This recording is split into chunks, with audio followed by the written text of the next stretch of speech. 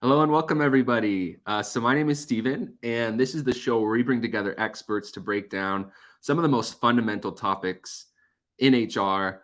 This week, we have three amazing guests with us and a phone call, and we will be discussing recruiting. It's a huge topic. I'm going to go and intro our guests real quick, though, before we jump in. We've got with us Tyler Fisher, who is a senior talent acquisition partner at Wistic. We've got Ramon Robinson with us, who is an HR strategic partner and career coach. And we've got Lotus Buckner, VP of People and Culture at Chowbus and founder and CEO at LB Talent Solutions. And we should add as well, new mom. She's got a 1-week-old baby. So grateful to have her and all three of you here today. Let's talk about recruiting. And I want to start out with definitions, right? Let's just get these out of the way because there's kind of a few different terms that kind of float around, and I think they describe distinct different processes and they have different meanings, but I want to just sort that out right away. So we've got recruiting, we've got hiring, we've got talent acquisition. There's probably some other things in there. Ramon, let's take this first question over to you. What is recruiting and how is it different from maybe some of these other terms people have heard of? Ah, thank you. So recruiting is pretty much the organization or an HR specialist or a recruiter seeking employees for vacant positions. So going out and it's like I like to look at it as like marketing for talent. So you're welcoming potential employees in the organization. And recruiting is just focused on that specific aspect, looking for talent, finding somebody for your vacant positions. That is basically what recruiting is. As regards to hiring is after you've selected, after you've gone through the recruiting process, find somebody that suits the needs based on their competencies, getting them in the organization. So filling out mandatory paperwork based on different federal and state employment laws, and talent acquisition itself looks at the entire process. So the acquisition looks at your talent needs on a more strategic level. So analyzing and creating strategies for recruiting and making sure that your hiring practices are compliant. Yeah. Well, awesome. Tyler, I want to bring you in on this one too, because I saw your LinkedIn banner or something recently that said not a recruiter. And I know you're focused on talent acquisition. So you must have a strong opinion on this. Uh, Yeah. what are your thoughts? I really think, for the most part, these terms are really used interchangeably. Recruiting, talent acquisition, hiring.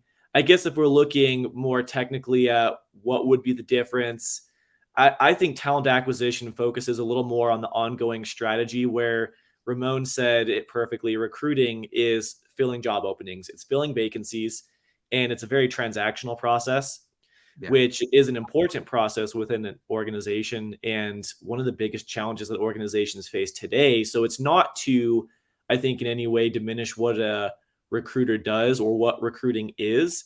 However, if we look at overall how that person or those people can be involved and influence and make an impact within an organization, talent acquisition we'll typically think of as more of a strategic partner to the business than a transactional type of interaction, if that makes sense. So I think of, and where I put not a recruiter is, there's also a stigma sometimes with recruiters, kind of like used car salespeople, right? It's kind of this idea of someone is self-interested, trying to fill an opening, not necessarily trying to take care of a job prospect or a job seeker, even though I don't know if that's necessarily true. Yeah. That is a stigma that exists sometimes. And talent acquisition, I think, is a little more focused on overall fit to the organization from a holistic standpoint, and being a strategic partner to the business in general. Yeah. Love it. Okay. I think we got the definitions really clear there. I appreciate it, Ramon and Tyler. Let's just jump right into the process then of recruiting. And Lotus, I think you should just take us away at this part and we can all jump in and share thoughts. But let's really get in the mind here of someone who is recruiting for the first time. They're handed a role, right, from a senior leader from a department. And they're like, okay, go hire this customer success specialist or whatever. what should that person do next? Give me the play-by-play, right? So yeah, assuming that it's an approved requisition already, I always like to start with a stakeholder engagement session to really understand the needs for the role. And that's not just the hiring manager, right? Most roles are going to have multiple stakeholders, but understand what everyone is looking for and hoping for, and then also do some training and expectation setting with that team. We set target timelines as well during those sessions so that everybody's on the same page. I ensure that any interviewers throughout the entire process are blocking their calendars for ease of scheduling because that's a holdup, right? And in this market, you got to move fast. And then also I add debrief sessions to their calendars because I think those are really important to move the process along really quickly as well. Yeah, I love that because my first thought when I was thinking this question was it's all external, like immediately start posting, start looking for candidates, whatever. But you just described a whole series of internal communication, like expectation setting. I think that's fascinating and a good way to set up for success. Ramon, anything that you would add to this? So let's say you just got the job role. Maybe you set up some of these meetings that Lotus has described. What else could they be doing now? And I like what Lotus mentioned because the background is important because for me that is where I start because I like to develop a rapport with job seekers. So I want to make sure that relationship that I'm building is going to be consistent with the external partners. I also look at core competencies. So what is this? What am I looking for in this person? Am I just looking for somebody that has all of these bullet points on a job description, or am I looking for somebody that is going to be taking on a leadership role in the organization in a few years? So I want to find you the right talent. I just don't want to look at the requisition and say, okay, I'm just going to look at these bullet points and this is what it is. Like I want this, I use it to tell a story. So what is the motive afterwards? Because I want to make sure that when I'm presenting candidates, like I don't get like this is not what we're looking for because it takes a lot of time on the back end and candidates are taking a lot of time to apply. So I want to make sure that I'm matching the right candidates with the right hiring managers and making sure that everybody's using their time wisely and not just like finding a mismatch. So that is something that I look for, making sure that I know who to look for and what competencies and what this person should necessarily look like to fit that role. Yeah, sounds like a lot of clarifying and meeting and Jamie throwing in her 2 cents here as well. The internal part of the process definitely takes the most time. I also want to share another one to our conversation earlier around definitions. Recruitment is about filling vacancies, kind of like Tyler said. Talent acquisition is an ongoing strategy to find specialist leaders, feature executives at your company. So, okay, I have kind of a speed round now for you guys. So I want to get everyone's thoughts on all these questions, but try to answer in like a sentence or two, right? And try to make the questions simple enough that hopefully you can do that. And Tyler, we'll start with you and we'll just kind of go in a circle here. Tyler, Lotus, Ramon, Tyler, Lotus, Ramon, forever and forever until we answer all these questions. It's going to be fun. So where are you sourcing your best candidates? Passive candidates, LinkedIn. Nice. Short and to the point. Lotus? I am also a LinkedIn fan for most roles, but I think it's important to get creative if you have a hard to fill role. So for example, if your hiring team is open to new grads, I like to use Handshake. For engineering roles, which have been difficult, I actually like to use GitHub, which is not a recruiting platform, but you got to get creative. I think for me, I look at employer branding, and so I like employee referrals. I think that is a big way to get your employees engaged too, and who's the best person to bring somebody on your team as opposed to somebody that you already knows the culture of the organization. And I'm a big culture fanatic, so I want to make sure that part it sticks. So for me, I like to use employee referrals. I think that's always helpful. Awesome. Let's talk about interviews. How many interviews do you put a candidate through? As many as are needed to vet the candidate before you hit the plateau of interview fatigue. So it could be 3 or 4, it could be 5. I think that usually at that point, though, that's when you're going to start seeing candidate fatigue. But you also want to make sure that the candidate meets enough people for them to decide if they're the right fit for the organization, as well as for your organization to be able to decide if they're the right match for the company. Ditto, minimally necessary amount. I'm gonna go on board and say rule of thumb 3. Like I think 3 should be enough. Yeah, magic number 3. Okay, we're going hard and fast rules here, so there's some nuance, but I like it. What's the number one thing you look for to know if they're the right hire? Are we back to me? Yeah. I would go with, sorry to probably steal this from Ramon, I would go with culture, not just fitting the culture, but adding to the culture as well. Yeah. Okay, we got culture. Lotus. I'll give you my MBA answer. I think it depends on the role and what the hiring team's looking for, because even for the same job title, depending on the time you're looking and the makeup of your team, what you're looking for could be really different. Yeah. Okay, Ramon. I look for added skills, so supplemental skills, so skills that we have already on the team. What new skills is this person going to add to the team? I love these answers. It's like all together, you guys just named like everything, right? Like skills, culture, etc. Okay, last one for the speed round. What's the key to closing your top candidates? So you found them, right? And you want them to love you and fall in love with you now. How do you finish the job and get them to sign? Get to know them before you have to close them. Understand what it is that they're looking for, what's important to them, what's a deal breaker for them before you have to close them. Yeah. I'd say employer branding, candidate experience. So make sure that you're engaging them throughout the process and that your process is fully and highly transparent, so that you really are setting that expectation of the job up front, because then their commitment through the end is going to be a little more promising for you. I would agree. Realistic job preview is important.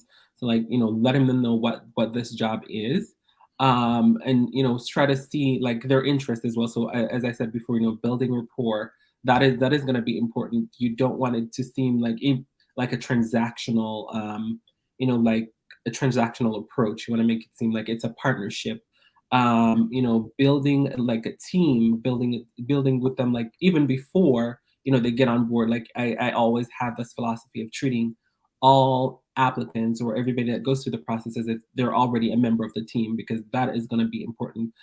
Allowing them to feel respected throughout the process, goes a long way, because that's a reflection of how they will feel, or how they believe that they will feel once they join the team. Yeah. Well, awesome. That concludes the speed round. I think that gives like a really quick overview, some hard and fast rules for hopefully some people who are listening. And they can dig a little bit deeper on some of these other things. But I want to come back to sort of a conversation we started earlier around internal communication. And like there's a lot of people involved in the recruiting process. It's not just HR on an island deciding who to bring into organization. So I want to start to address together some of the roles of the recruiting process and maybe how HR fits into it. Tyler, when you think about recruiting, I mean, who are you interacting with as the HR professional, and sort of what different roles are there in this process? Are you thinking the different people that you'd be working with internally? Yeah, internally, I know there's also a potential to have external recruiters or people like that, but who are the people and what roles are they fulfilling? Yeah, I think the first one would be the direct hiring manager. So whoever this person will be directly reporting to is going to be one of the main people that you're working with and for, because at the end of the day, you get this role filled with the idea that they will be working with that person. So that is one of the major relationships that you'll want to be able to cultivate, not only just but as the recruiter or talent acquisition partner, but with the candidates as well. And then the hiring, or not the hiring, the organizational structure from there, whoever that person reports into or wherever that vertical leads to within the organization. And that could be 3 steps or 1 step, depending on the size of the organization. I also think of cross-functional partners. Those will be important. If you're hiring somebody maybe in engineering or product, and they'll partner very closely with other departments, those stakeholders will be a big part of the process. Externally, you may be working with hiring firms. You'll want to make sure to stay closely calibrated with them as well. Yeah. Well, I'm starting to get this kind of like organizational chart in my mind. So you got the HR person, you've got the hiring manager who the candidate's going to directly report to, maybe a step or two above, and then some cross-departmental. So as you start to involve these other people who kind of feel like they're at the margins a little bit now, what is their role? Lotus or Ramon, do you have some thoughts you want to share on kind of the roles of these other people? How do you involve them? I think that the roles of those other people are to, one, make sure that they're, setting the right expectations, communicating effectively, um, and preparing on the back end too. So like, there's IT involved, there's compliance involved, because like, this position will be filled at some point in time. So what is your role in making sure that, once they're hired, there are no hiccups? Like, they need to be updated, they need to be, kept updated on the process as well. So internally, everybody needs to be on the same page, because you would hate to, extend an offer and the person accepts and the person is starting, and then, just the department head or the hiring manager and HR knows, and all the other stakeholders have no idea. So that right there in itself is not setting up that new employee for success. Yeah. Yeah. I think education is important too. So if you have a interviewing team, like they might not have some of these stakeholders, right, might never have interviewed anyone, or they might not have interviewed anyone in a year or 2 years. And so doing some education for those teams, I think, is important. Bias training, compliance training, all of that, what they can and cannot ask. I think all of that is really important, because a lot of times if you do it well and you have the right stakeholders in place, not all of those people are leaders who have been through all of those trainings before. And so really engaging them prior to the interview process, I think, will be important. Yeah. Yeah. That's a great call out around training and making sure these people are able to fulfill their roles and not get the company in hot water. I'm trying to figure out here. So some of these people are probably giving feedback. Who's making the final decision? Or is it kind of a village that comes together and casts their votes? Tyler, what's your experience been? It's a village. At the end of the day, though, there will be a decision maker. That decision maker is ultimately responsible to decide who is hired and who is not. And I think that, kind of going back to your village analogy, though, the only way, or the best way, that they can be successful in that decision-making process is to lean and rely on the village, and to work with the people that essentially are trusted to make those decisions, and to make to find those people. Yeah. So did HR kind of put that back on? Just trying to understand, should HR try to make the decision themselves, or are they putting it on the hiring manager to kind of make the call? Yeah, but I guess HR should not make the decision. Yeah, I was gonna say, my 2 cents on that one is the HR is in the supporting role. So we're supporting the business, and the business making that decision. Yeah. Well, there you go. Let's talk about some roles in the HR department that you might be pulling in for this. When is the right time to hire someone who is 100% focused only on recruiting in-house? When do you see that in your company's, Lotus, that you advise? Yeah, I think that there's no magic number. I think it's, if you find yourself hiring on a regular basis, it's probably time to take a look at that. And you can do a cost analysis to make sure that it actually makes sense. If you find yourself spending a lot, for example, on external recruiters, that might be a time to do a cost analysis to see if it's worth it to bring an in-house recruiter. Tyler, I see you're unmuting. Is there anything you want to share on that one as well? And then we can hop over to Ramon. I think the cost analysis is important. The other piece I add into that is the knowledge base. Depending on where you need that knowledge base to be located, it could make sense for an organization to spend the money externally recruiting forever. I don't know a lot of organizations that do that, but I think it's wherever the knowledge base needs to sit. If you need that knowledge base to sit internally, that would be the right time to bring an internal recruiter or talent acquisition partner into the process. But I don't know. There, like Lotus said, there's no right time for like cookie cutter definition of when that should be. Yeah, I agree with both. I also think that there needs to be like a needs assessment. So, what is the need of the specific organization?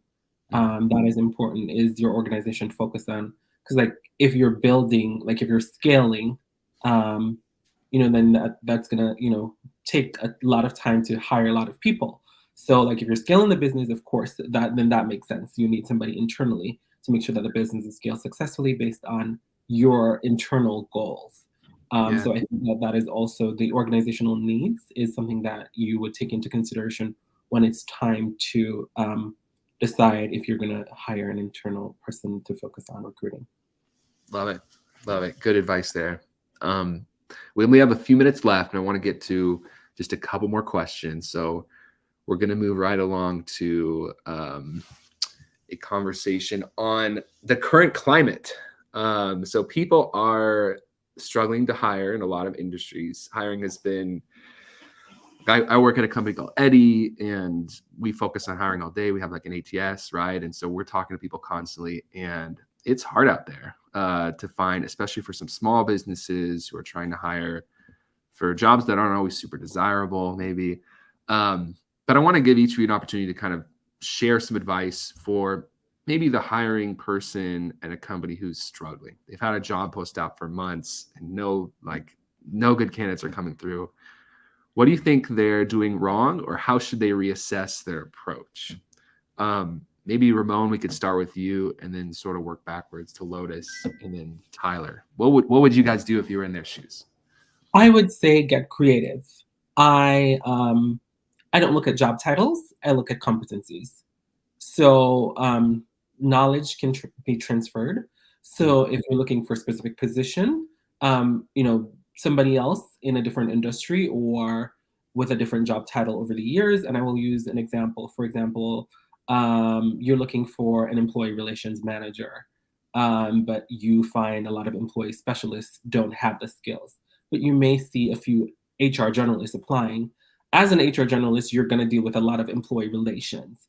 If they can prove, or if they can show, the magnitude of employee relations that they've managed successfully, I think that they're an excellent candidate to be an ER manager.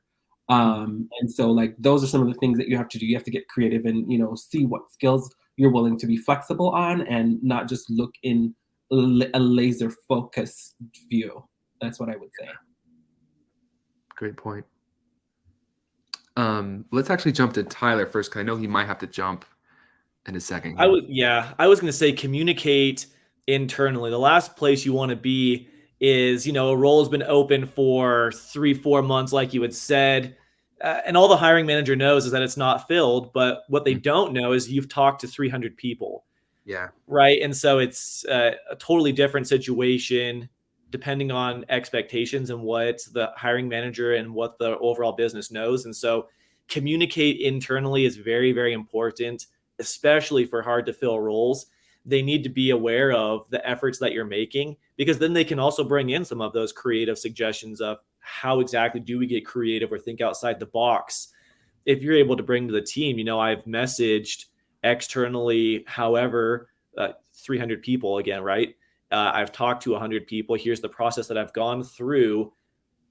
That brainstorm session can be very important internally in finding those creative avenues. So I would say, to summarize that, it's going to be making sure the hiring team knows exactly what you're doing and the efforts that you've been putting into this, whatever the role is. Yeah. Don't suffer in silence.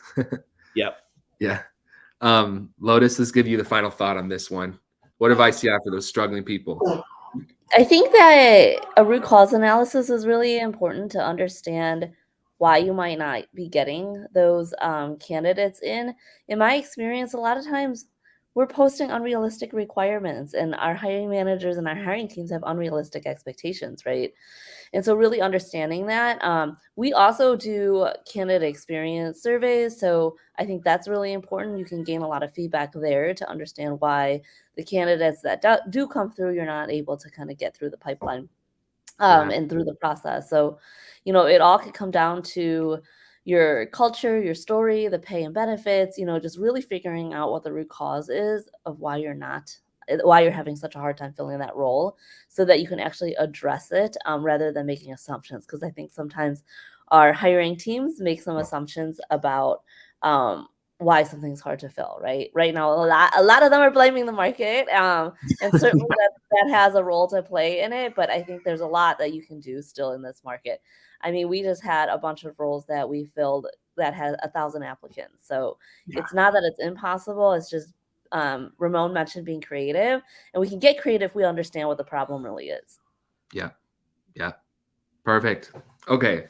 Well, obviously, this is a massive topic. We could spend days and years, and people dedicate their entire careers to this one topic. So we weren't going to cover everything, but hopefully this gets everyone's toes a little bit wet and they can dive in a little bit later. We do have this encyclopedia entry on recruiting, and we have entries on basically all of the topics we discussed today: passive candidates, tons. There's probably like 20 different recruiting methods we have articles on. So go ahead and check those out if you want to dig in a little bit deeper. And more than anything, I suggest to connect with these 3 people. They're active on LinkedIn. They're awesome. They obviously know what they're talking about. I'm pretty sure you could pay some of them to take over your recruiting, honestly. So, I mean, that's something to think about. But appreciate you 3 so much for spending a little bit of your time to share your experiences with us today. Hope everyone has an amazing rest of their day. Thank you. Have a good day, everyone. Thanks.